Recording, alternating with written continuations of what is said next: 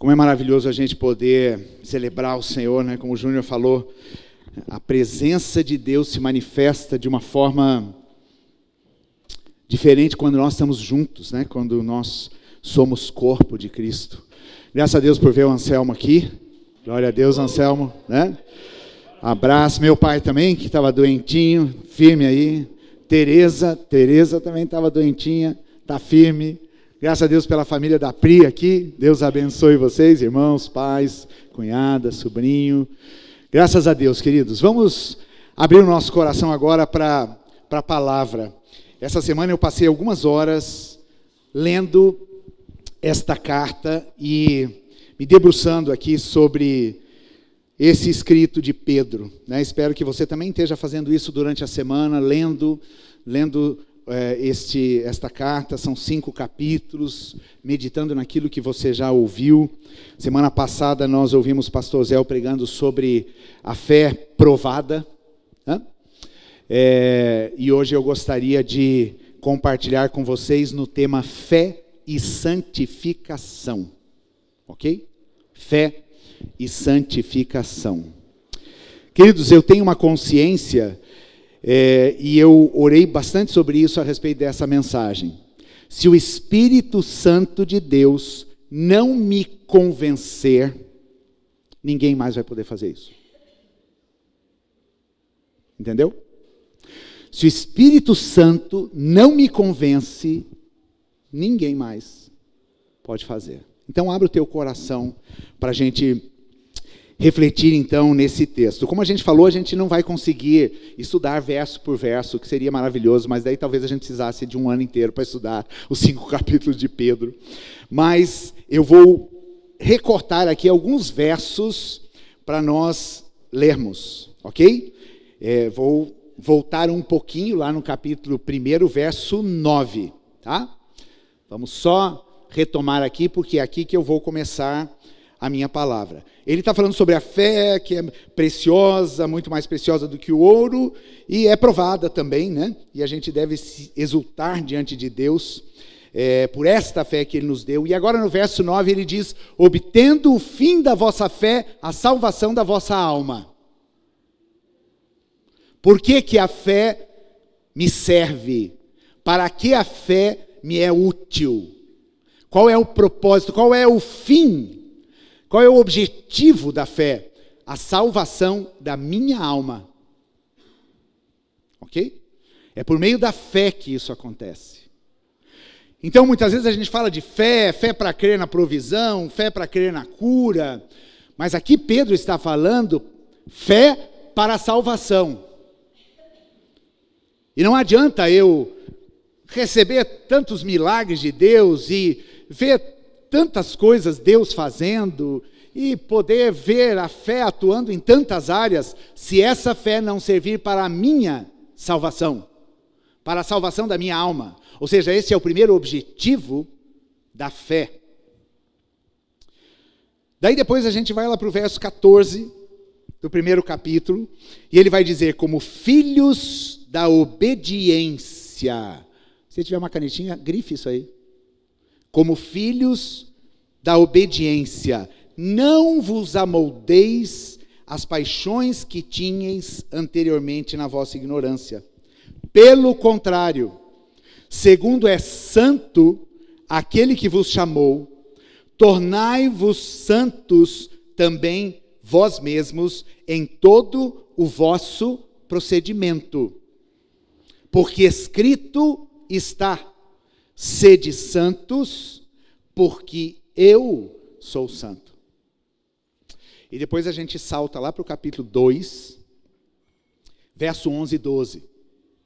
Amados, exorto-vos, como peregrinos e forasteiros que sois, a vos absterdes das paixões carnais que fazem guerra contra a alma, mantendo exemplar o vosso procedimento no meio dos gentios, para que naquilo que falam contra vós outros, como de malfeitores, observando-vos em vossas boas obras, glorifiquem a Deus no dia da visitação.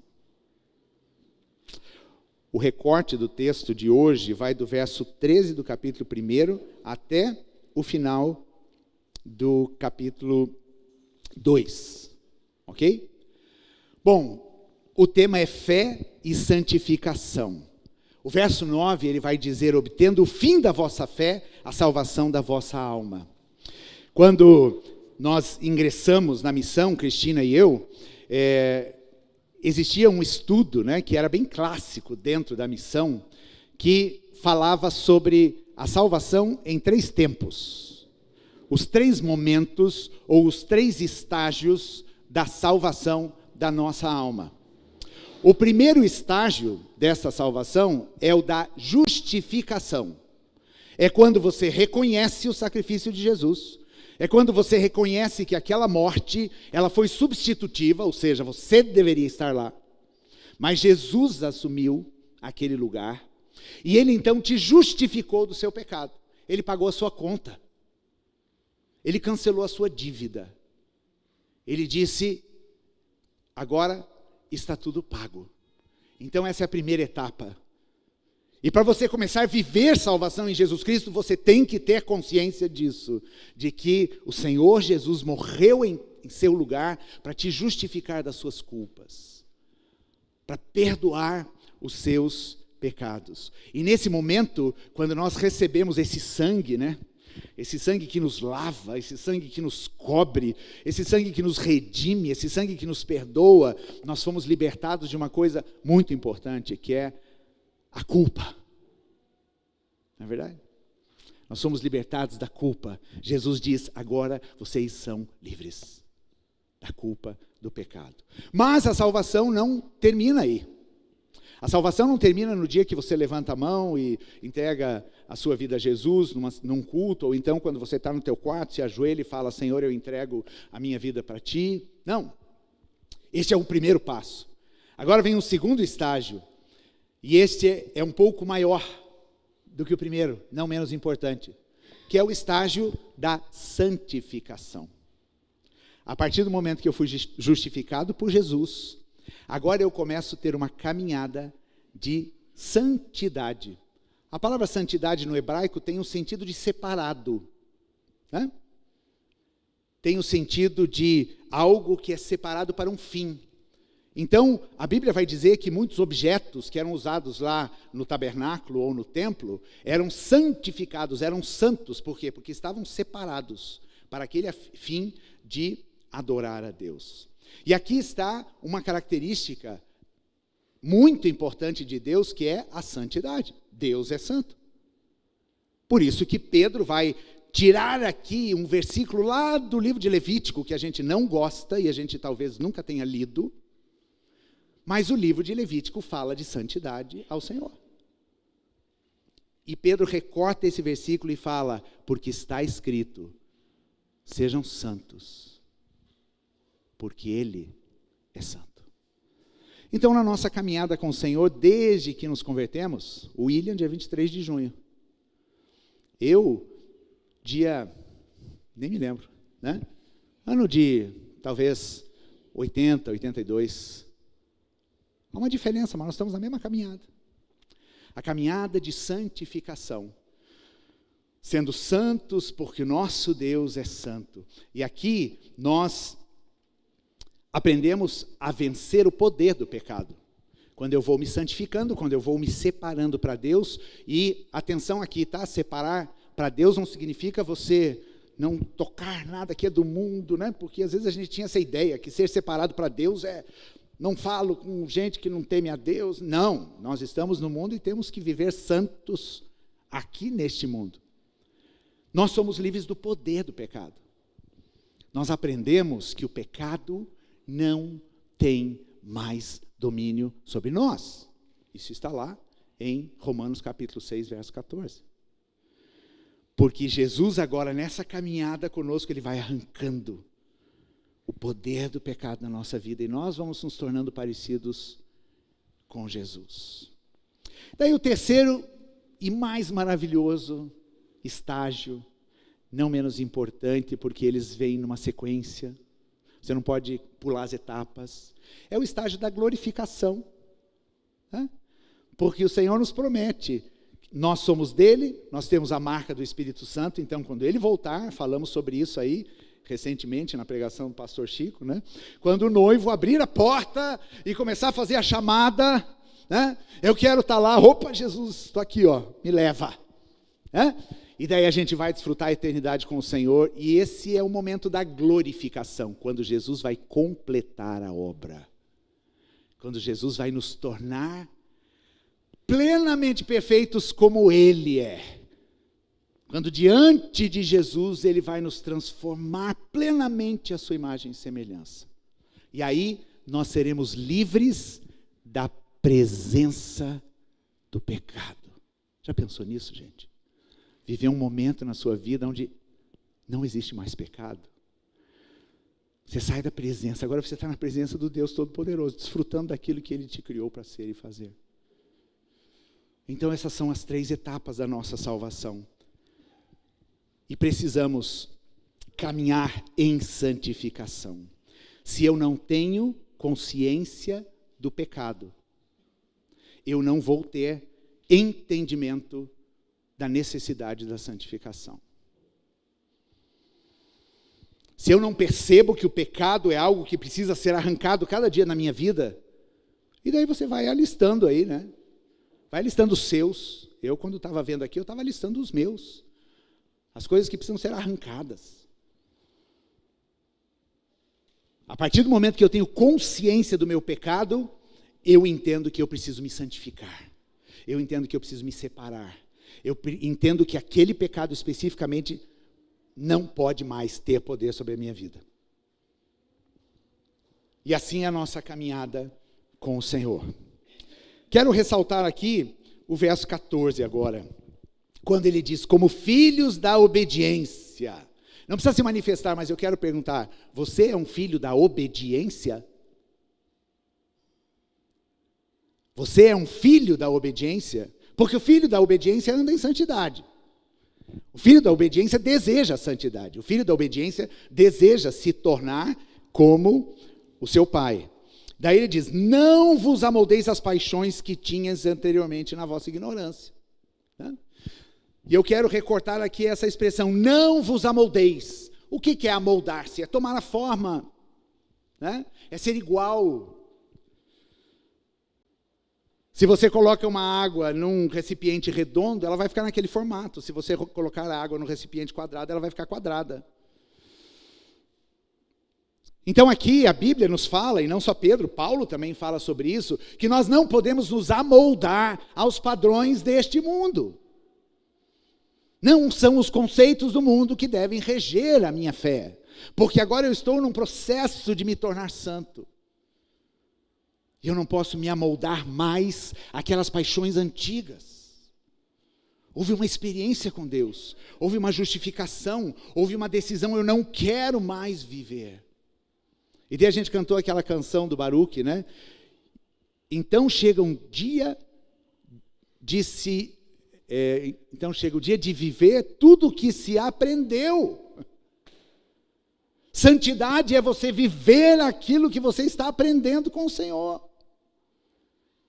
Se a Bíblia fala sobre não mentir, e você tem uma luta nessa área, vai para Deus e fala, Deus, a tua palavra fala para deixar a mentira, então eu vou parar de mentir. Se você tem problema com palavrão, se você tem problema com corrupção, se você tem problema com desonestidade, sei lá. O Espírito vai te convencer, para você não mais se amoldar. Essa palavra tem uma ideia assim de entrar no esquema. Né? Quando a gente fala de política, a gente pensa bem nisso, né? De repente, os políticos estão lá e, de repente, entram no esquema. Eu, como cristão, vivendo a minha fé em Jesus Cristo, eu não posso entrar nos esquemas desse mundo. Sejam eles quais forem. Não posso entrar. Quando eu estava pensando nisso, me veio um conceito da natureza. Alguém sabe o que é mimetismo? O que é o mimetismo? É uma característica de animais que, por preservação e por proteção, eles muitas vezes mudam de cor ou eles se misturam com o contexto da natureza. Vamos lá, solta a primeira imagem aí, meninos.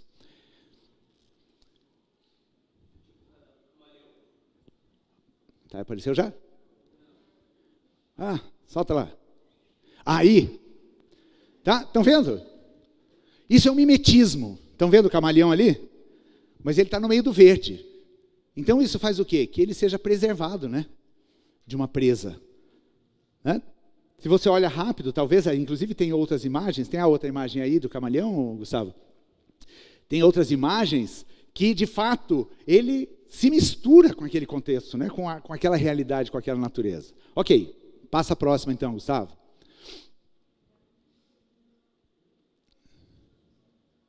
Quem está vendo um animal aí?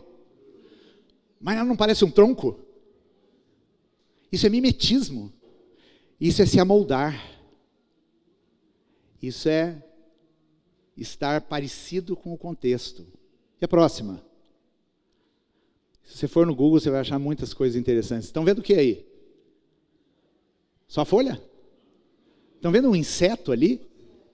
Um inseto que parece literalmente como uma folha? Isso é mimetismo. Agora, será que no mundo a gente tem que viver desse jeito? Se amoldando, parecendo, e das pessoas olham para você e falam, igualzinho, todo mundo. Será que este princípio cabe dentro da nossa vida espiritual, do nosso caminhar com o Senhor? Ou será que as pessoas têm que olhar para nós e dizer, totalmente diferente? Não tem nada a ver.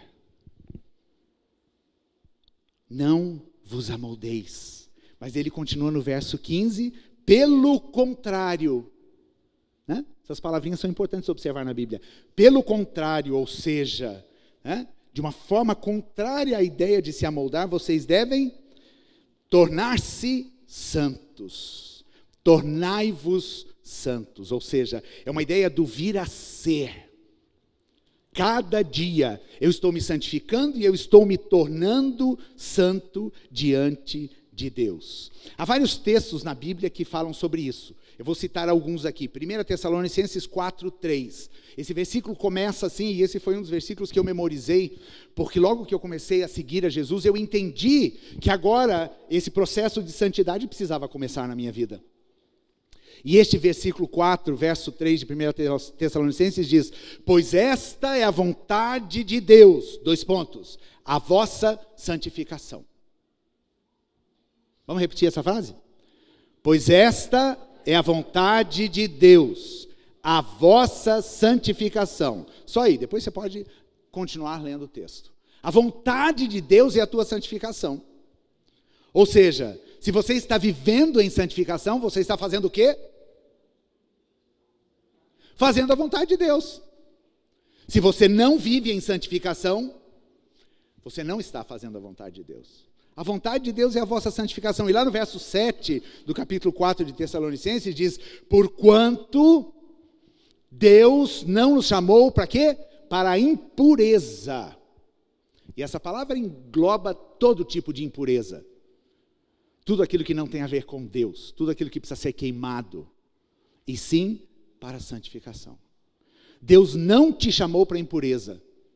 Deus não te chamou para você ser que nem aqueles animais ali, né? Amoldado ao mundo e aos conceitos desse mundo. Mas Ele te chamou para transformação de mente. Ele te chamou para você ser separado e santo. Ainda Hebreus 12:14 diz lá, segui a paz com todos e a santificação, sem a qual... Um pouquinho mais forte a última parte, sem a qual ninguém, estão entendendo, gente? Ninguém verá o Senhor. Por quê? Porque Ele é santo. Agora Ele vai me aceitar com as minhas impurezas? Não. Deus não aceita, não concorda com o meu pecado.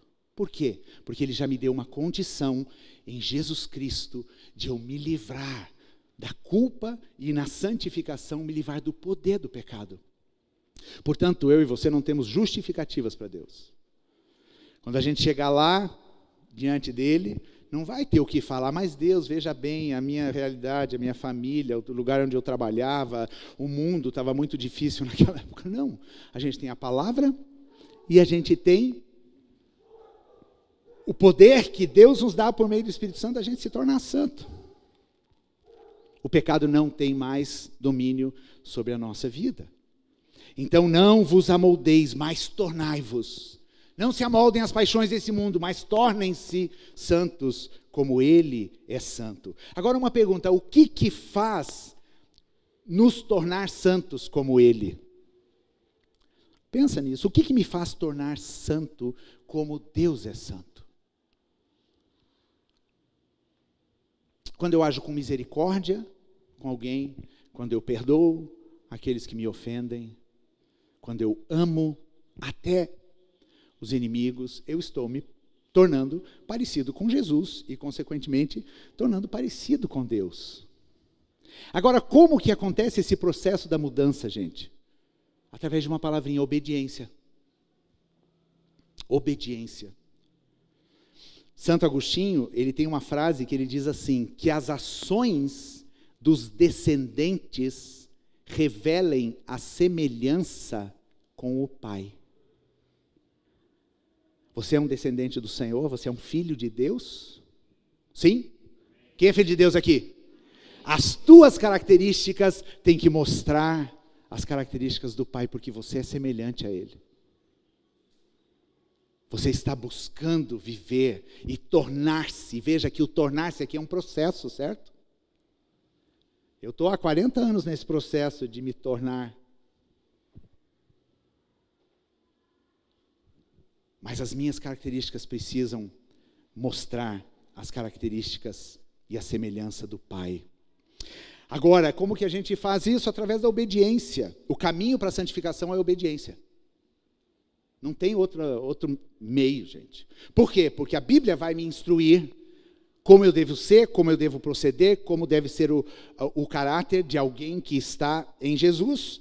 E é só a gente ler, conhecer, obedecer e viver. Então chega um dia de você aprender a viver aquilo que você já conhece da palavra. Lá no verso 22 do capítulo 1, ele vai dizer, tendo purificado a vossa alma pela obediência à verdade. Pedro vai falar que a gente purifica a alma por meio da obediência à verdade. E que verdade é essa? Mais para frente ele vai falar, é a palavra que foi pregada, é o evangelho de salvação, é a palavra que foi deixada para vocês. Ou seja, não existe outro caminho. Deus me deixou toda a prescrição de como eu devo ser, portanto a comunhão com Deus na palavra, ela é importante na minha vida, porque ali eu começo a ver quem eu sou, quais são os meus pecados, quais são as minhas falhas, e o que eu preciso obedecer dessa palavra para me tornar parecido. Então não é uma questão de regra, gente.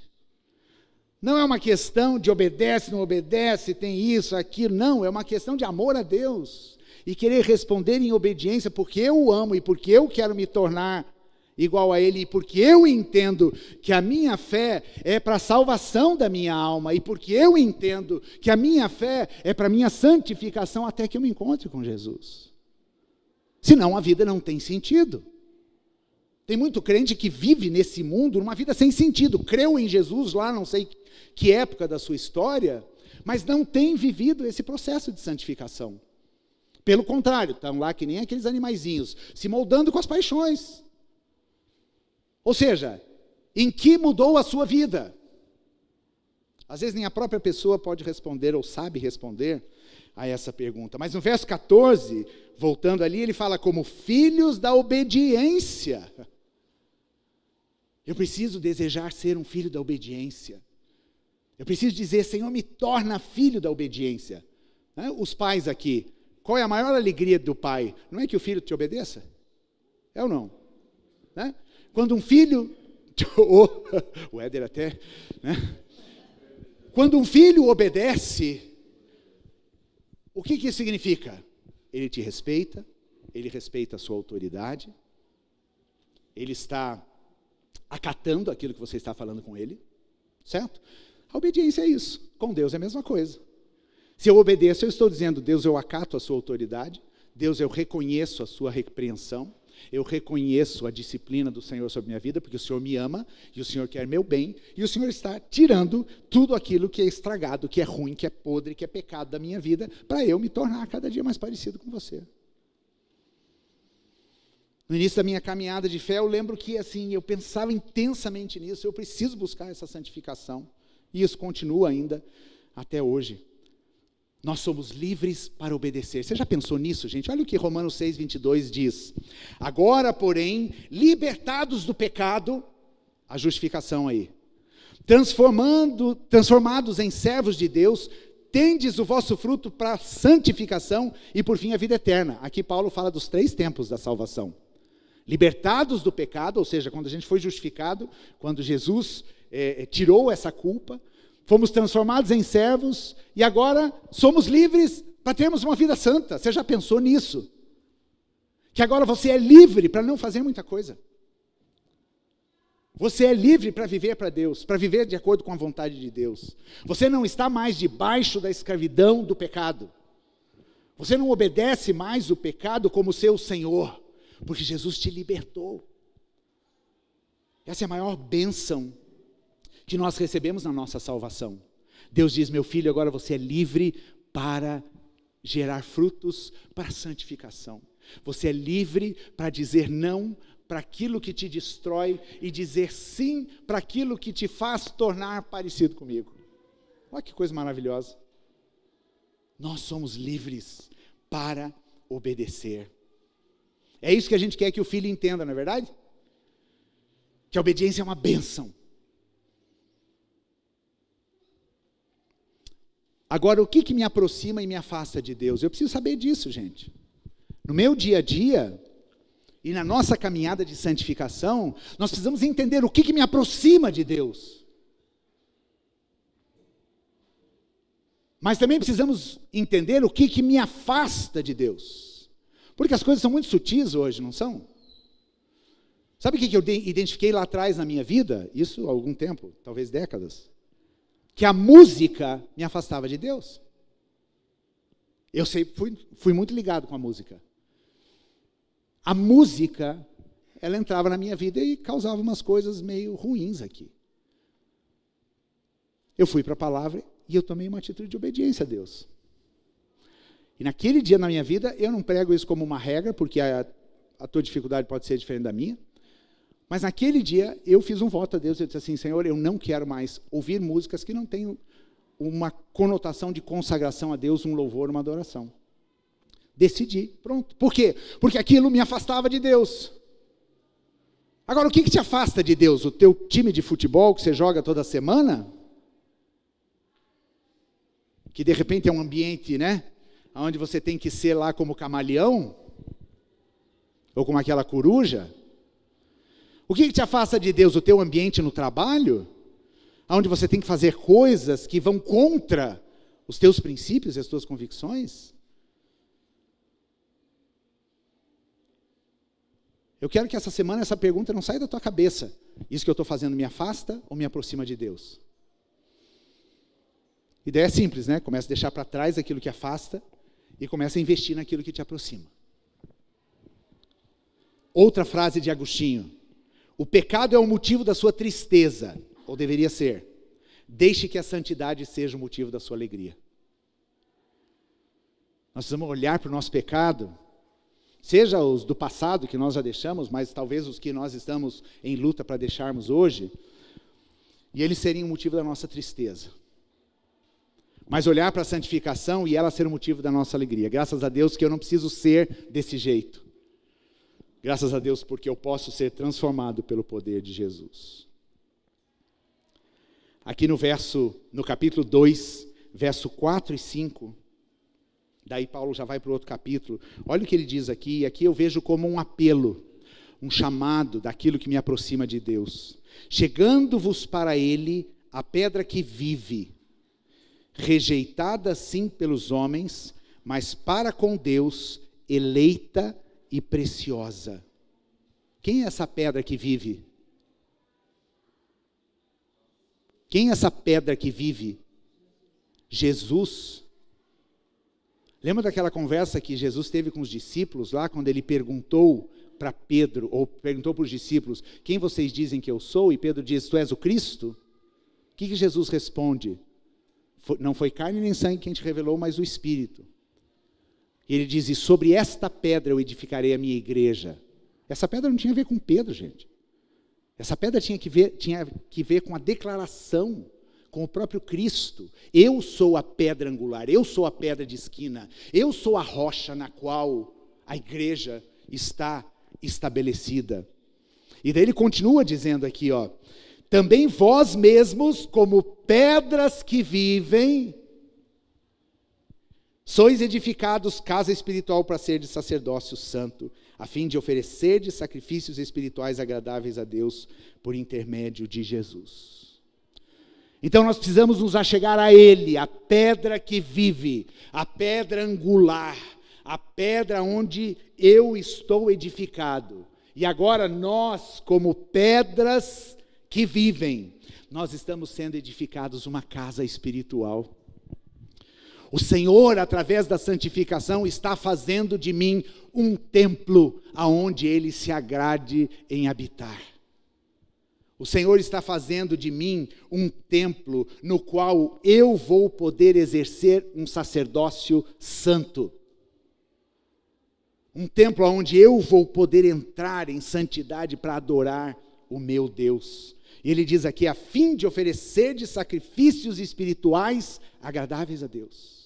A minha vida precisa ser um constante oferecimento de sacrifícios que agradem a Deus. A minha vida deve ser um aroma suave para o Senhor.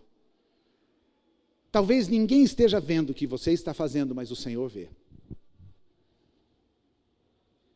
E aquilo sobe como um aroma suave para Ele. Quando isso tem a ver com santidade, tem a ver com uma vida que agrade ao Senhor. Não pode existir sacerdócio impuro. O Antigo Testamento fala muito sobre isso.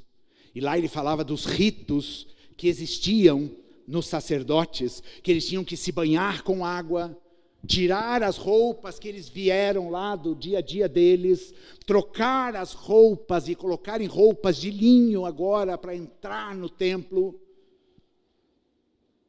E essas roupas eram assim porque eles não podiam suar, o trabalho de Deus não podia ser um trabalho corrido, pesado, e eles precisavam primeiro oferecer o sacrifício, aspergir o sangue sobre o altar e se purificarem para entrar na presença de Deus.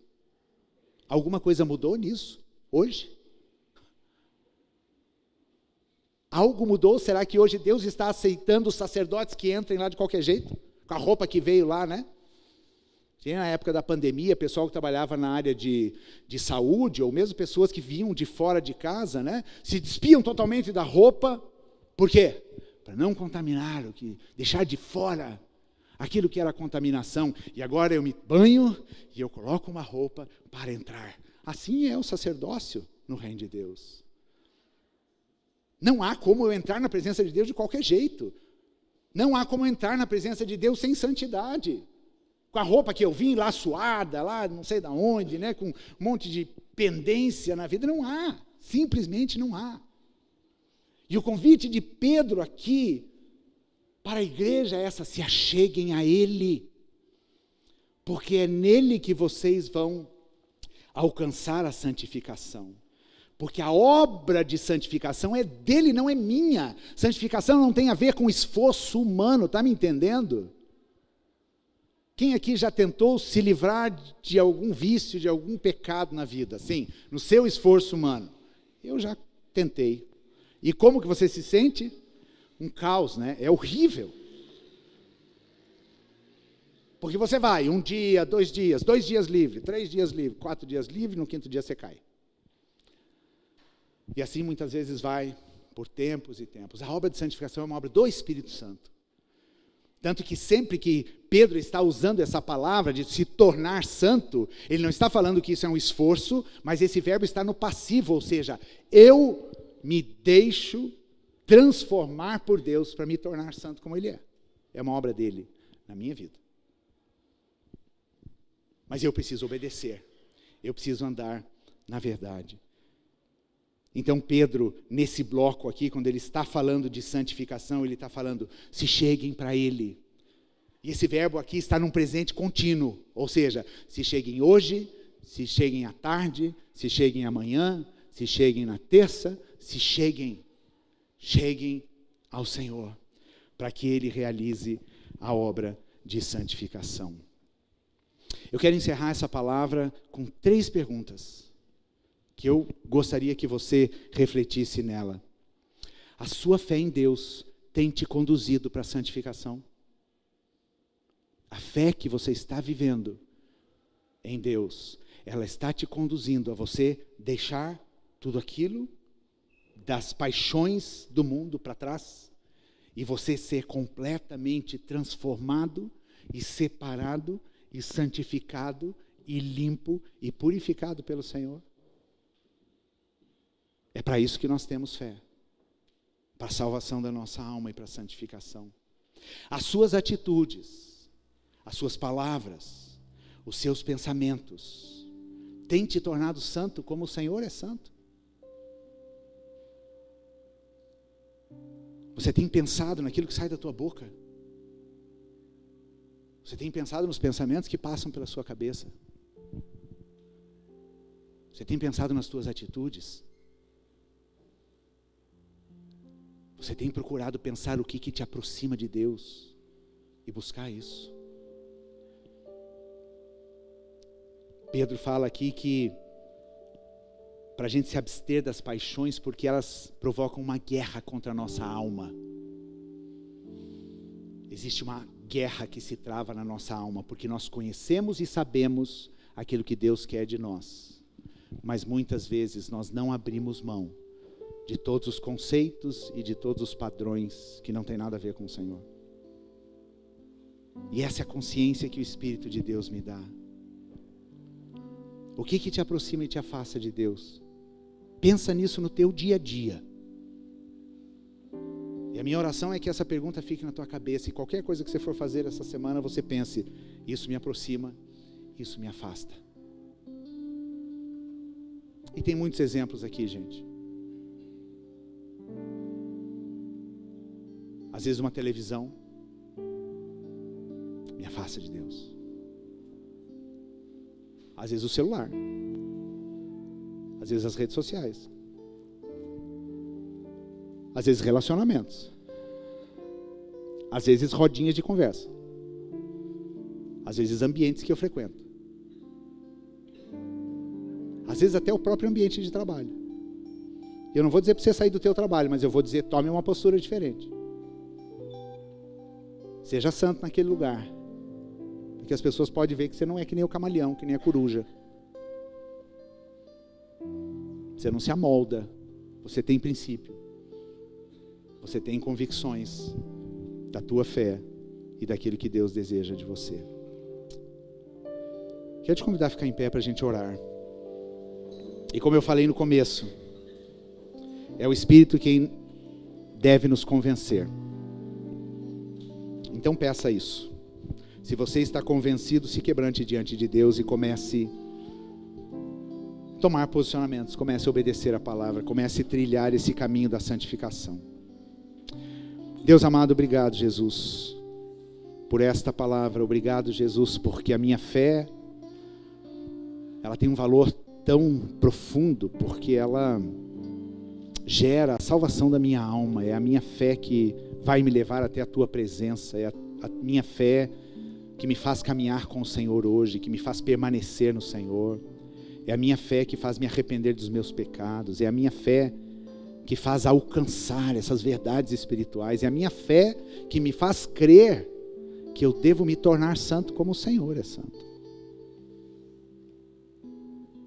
Obrigado, Deus, porque tudo isso me fala de amor, de um amor de pai, de um pai que quer se ver no filho.